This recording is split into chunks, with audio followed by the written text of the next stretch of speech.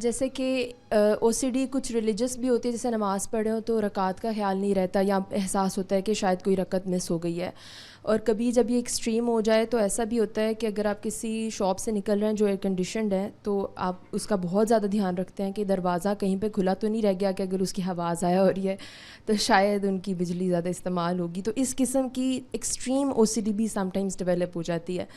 علماء کرام کا جو سلیوشنز ہیں اس سے حل نہیں ہوتا، یا اگر ہم ویسٹرن جو سائیکالوجسٹس ہیں اگر ان کی جو سلیوشنز ہیں وہ ایکسپوجر کی ٹیکنیک ہوتی ہے کہ آپ بالکل اگنور کریں. تو آپ دکان کے دروازے کو تو شاید کسی حد تک اگنور کر سکتے ہیں، لیکن خیال یہ پیدا ہوتا ہے کہ نماز میں اگر رکعت مس ہو گیا، اس کے خیال کو اگنور کیا تو کہیں گناہ ہوگا. تو اس کے کوئی سلیوشن آپ بتا دیں کہ اس کا کیا سلیوشن ہوگا؟ اس کے دو پہلو ہیں. ایک تو یہ کہ بجائے خود اس طرح کی چیزیں، خواہ وہ اوہام کی صورت میں ہوں، خواہ وہ نفسیاتی امراض کی صورت اختیار کر لیں، یا اس سے بھی آگے بڑھ کر، مجھے تو بعض لوگوں کے بارے میں زندگی میں تجربہ پیش آیا ہے کہ حیرت ہو جاتی تھی کہ یہاں تک بھی انسان پہنچ جاتا ہے. یعنی چھوٹی چھوٹی چیزوں کے بارے میں، غسل کرنا ہے، وضو کرنا ہے، وہ 10 مرتبہ کریں گے پھر بھی ان کو خیال رہے گا کہ نہیں ہوا، کوئی جگہ رہ گئی ہے. ایک مرتبہ نشتر میڈیکل کالج کے ایک ڈاکٹر صاحب میرے پاس تشریف لائے.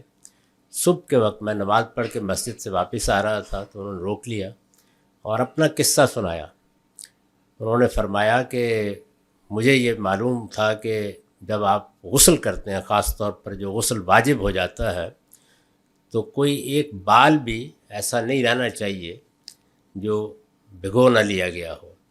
تو اب مجھے اس پہ اطمینان نہیں ہوتا، تو میں یہ کرتا ہوں کہ ایک بڑا سا پینسل سے خاکہ بناتا ہوں، اتنے حصے کے بارے میں مطمئن ہو کے پھر دوسرے حصے کی طرف چلا جاتا ہوں، اور دوسرے تیسرے تک پہنچتے پہنچتے خیال ہوتا ہے کہ شاید پہلے کو میں نے صحیح طرح سے نہیں دیکھا.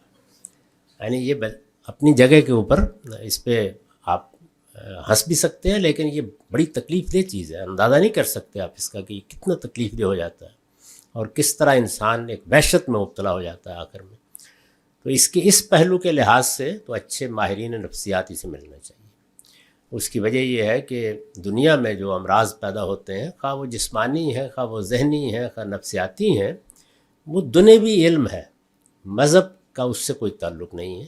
مذہب آپ کو نہ تو دوائیں بنا کے دے گا، نہ وہ آپ کی سرجری کرے گا، نہ وہ ذہنی اور نفسیاتی امراض کا معالج ہے. ہمارے ہاں پرانے زمانے میں اس کے معالجین بالعموم صوفیہ ہوتے تھے.